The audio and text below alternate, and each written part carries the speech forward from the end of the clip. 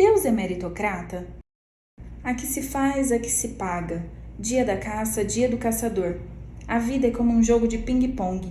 Com a mesma força que você joga, ela te devolve da mesma forma. O senso comum da nossa sociedade implantou essas frases clichês, que no fundo são muito mais do que frases, pois sinalizam para nós um padrão de pensamento que influencia a nossa maneira de nos relacionarmos com as pessoas, com o mundo, conosco mesmos e com Deus. Isso se relaciona com meritocracia. Segundo o dicionário da língua portuguesa, meritocracia é um sistema ou modelo de hierarquização e premiação baseado nos méritos pessoais de cada indivíduo. Querido leitor, na sua opinião, Deus é meritocrata? A princípio, o tema desse capítulo pode parecer um tanto irrelevante para nós, mas se observarmos a fundo, ele é um preceito postulado por nosso inconsciente coletivo que pode interferir negativamente em nosso relacionamento com Deus à medida que acreditamos que ele é meritocrata nessa vida. Pois se partirmos do ponto de que há meritocracia divina neste mundo, o que pensaria Rosa Maria ao olhar para sua doença? Que mal teria feito essa menina para merecer tão dura sentença? Um mal muito maior do que aqueles injustos corruptos que, depois de roubarem milhões de cofres públicos, prosperam em abundância e prazer. Se usássemos essa métrica para interpretar os males da vida humana, não estaríamos nós tendo o mesmo raciocínio primitivo dos judeus que condenavam os doentes e atormentados por males como merecedores de suas desgraças, por estarem eles pagando pelo mal que fizeram, ou ainda pior, pelo mal que seus antepassados fizeram? Tal mentalidade é perigosa, por conter uma possível semente de revolta quando aplicada, por exemplo, nos seguintes casos. Se Deus é meritocrata, por que a mão dele pesou tanto sobre alguns e sobre outros não? E aqueles que deliberadamente cometeram grandes males e seguem seus dias impunes, gozando de uma vida que nem de longe se parece um castigo? O que fizeram Rosa Maria, Antonella, Catarina, Rodolfo, Clara e Felipe para merecerem seus descalabros, sendo que são eles pessoas extraordinariamente boas? O que diríamos então de Bela, que já nasceu com paralisia cerebral? Que mal fez ela por ter de pagar pelo resto da sua vida por isso? Se pensarmos dessa forma, automaticamente pensamos em Deus como um Deus injusto, severo e vingativo. Nem de longe, essa visão corresponde ao Deus verdadeiro que Jesus nos mostra através de si mesmo. Os que interpretam a vida a partir da visão de um Deus meritocrata podem carregar em si mesmo uma indagação. Se Deus é amor e é todo-poderoso, por que criancinhas já nascem doentes? O que há por detrás de tal questionamento? A certeza de que Deus é meritocrata e pune aqueles que fizeram algum mal através de doenças e males. E acabam tais pessoas se perdendo em seus raciocínios ao se depararem com seres que não fizeram nada para merecerem tal castigo divino, pois já nasceram assim. Tal linha de raciocínio ampara os alicerces, por exemplo, da vã doutrina da reencarnação. Com a teoria da reencarnação, muitos tentam resolver tal questão. Mas por que essa teoria foi e é tão aceita por seus seguidores? Porque todos eles têm essa visão de Deus, como alguém que pune e castiga o ser humano pelos seus erros, e o karma seria uma ação boa que vai computando na lista de Deus pontos positivos que os faça merecedores de uma vida boa, já que Deus, para eles, é um ser que pune os maus e gratifica os bons. Em outras palavras, é um Deus meritocrata. Pior que isso é notar esse pensamento insuflado na mente dos cristãos. Todas as vezes que pensam eles que por terem se convertido e terem feito boas ações merecem benefícios de Deus, e quando não recebem, reclamam a Deus seus benefícios pessoais como alguém que merece seu pagamento por suas boas obras. Ou pior que isso, certos cristãos que ao olharem para o outro que erra e peca, esperam sua desgraça e endossam tal malignidade com versículos bíblicos, tais como: o que o homem planta, ele mesmo colherá. Gálatas 6:7. Fica esse pseudo-cristão, torcendo e esperando pela desgraça alheia, para ver os maus pagando pelos seus delitos, como se isso fosse justiça, se esquecendo de olhar para si próprio como alguém que também é mau, também comete delitos, e mais do que isso, alguém que tem de Deus muito mais do que merece. Não, Deus não é assim. Deus é aquele que, como diz o salmista, não nos trata como exigem nossas faltas, nem nos pune em proporção dos nossos pecados. Salmo 103:10. Certa vez, eu estava em um retiro sobre a teoria do Éden, falando sobre meritocracia, e a Bela estava sentada com a sua mãe na primeira fileira. Eu olhei bem para elas e perguntei aos participantes do retiro: Olhem só o que aconteceu a essa menina.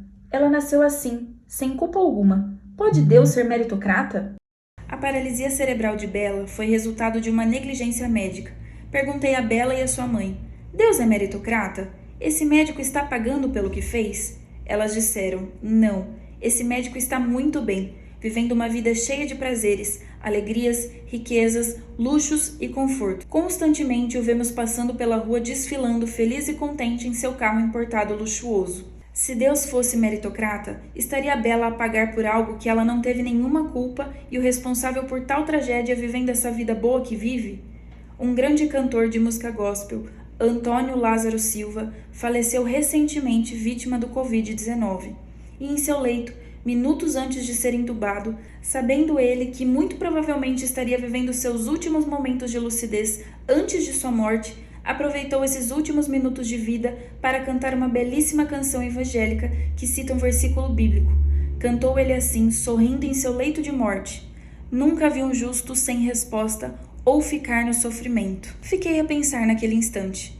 Eu já vi e vejo muitos justos sem resposta e no sofrimento. Constantemente vejo justos sem respostas, justos passando por sofrimentos que não merecem, que não deveriam estar vivendo, e muitos, inúmeros injustos, prosperando na fartura, alegria e conforto. Aqui se faz, aqui se paga? Sério? Aqui se paga?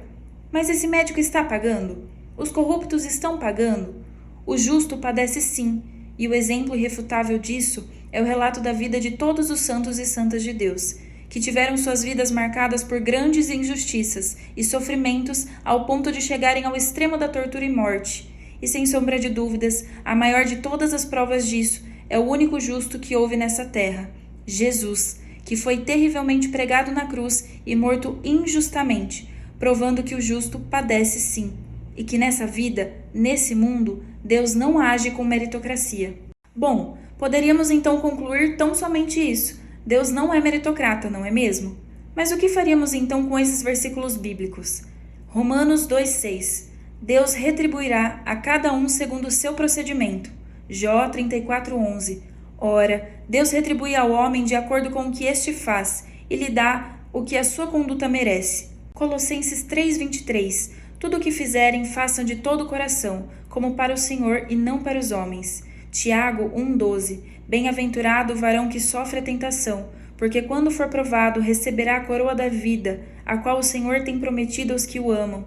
Mateus 6,2: Quando, pois, derem esmola, não façam trocar trombeta diante de ti, como fazem os hipócritas nas sinagogas e nas ruas, para serem glorificados pelos homens. Em verdade vos digo que já receberam a sua recompensa. Lucas 6,38: Dai, e ser-vos-á dado, boa medida recalcada, sacudida e transbordando vos darão, porque com a mesma medida com que medires, também vos medirão de novo. Hebreus 11,6: Ora, sem fé é impossível agradar-lhe, porque é necessário que aquele que se aproxima de Deus creia que ele existe e recompensa os que o procuram. Mateus 6,6: Mas tu, quando orares, entra no teu aposento, e fechando a tua porta, ora a teu pai, que o vê o que está oculto, e teu pai, que vê o que está oculto, te dará a recompensa. Apocalipse 22,12: E eis que venho em breve, trazendo comigo a minha recompensa, para retribuir a cada um segundo as suas obras. Mateus 6,16, 17: Porém tu, quando jejuares, unge a cabeça e lava o rosto, para que não pareceres aos homens que jejuas, mas sim a teu pai, que está oculto, e teu pai, que vê o que está escondido, te dará a recompensa. Mateus 6, 3, 4: Mas tu, quando deres esmola, não saiba a tua mão esquerda o que fez a tua mão direita, para que a tua esmola seja dada ocultamente, e teu pai, que te vê em segredo, te dará a recompensa. Do que se trata todos esses versículos, senão sobre a meritocracia divina? Portanto, concluímos que Deus é meritocrata sim, mas não neste mundo, não nesta era. E como será o julgamento de Deus aos seres humanos segundo seus méritos? Muito diferente dos nossos, pois vemos nos evangelhos uma matemática de Deus para julgar muito diferente da nossa. Ele que absolve a pecadora caída, o cobrador de impostos e o ladrão da cruz, e que diz aos religiosos da época: os publicanos e meretrizes vos precedem no reino de Deus. Além de precisarmos também pensar na questão da graça divina, que nos socorre e ampara em nossos pecados arrependidos e confessados, absolvendo-os pelos méritos de Cristo e dissolvendo-os no mar da sua infinita misericórdia. Ou seja, não sabemos como será esse julgamento final de cada ser humano no céu ou no reino de Deus, pois a forma de Deus julgar é muito diferente da nossa. Mas sabemos que lá o sol da justiça brilha sem o ocaso, e lá os pobres terão o reino. Os que aqui choraram serão consolados, os humildes receberão a terra por herança. Os que têm fome e sede de justiça serão saciados. Os misericordiosos obterão misericórdia. Os puros de coração verão a Deus. Os pacificadores serão chamados filhos de Deus, e os que são perseguidos aqui por causa da justiça herdarão o reino de Deus. Mas lá, no reino de Deus, não aqui. Aqui os justos e santos são pobres, choram, têm fome e sede de justiça, são perseguidos e sofrem, porque o reino de Deus ainda não chegou em plenitude. Em 2 Coríntios 4,4, Paulo se refere a Satanás como Deus deste mundo. Em 1 João 5,19, João diz que o mundo inteiro jaz no maligno. Em João 18,36, o próprio Jesus afirma: "O meu reino não é deste mundo. Se o meu reino fosse deste mundo, os meus guardas lutariam para que eu não fosse entregue aos judeus, mas o meu reino não é daqui." Sendo assim, Deus, o justo juiz, que vai retribuir a cada um segundo as suas obras, Romanos 2,6, fará justiça em seu reino, que ainda não aconteceu em plenitude. Portanto, precisamos ajustar as nossas expectativas, pois neste mundo, nessa era, as coisas não acontecem como deveriam acontecer. Muitas vezes, aqui se faz e não se paga. Porém, voltando a pensar na cena do missionário Lázaro, podemos concluir que sim, a premissa é verdadeira. Nunca um justo fica sem resposta ou no sofrimento, porque o justo pode ficar sem resposta ou no sofrimento por muito tempo, até o fim da sua vida. Mas quem diz que sua vida tem um fim na morte? A morte não é o ponto final. Ela é apenas uma vírgula, como diz Santa Teresinha do Menino Jesus. A vida é teu navio, não tua morada. Portanto, nunca vi um justo sem resposta ou ficar no sofrimento, pois a resposta final de todo cristão não acontece nessa vida.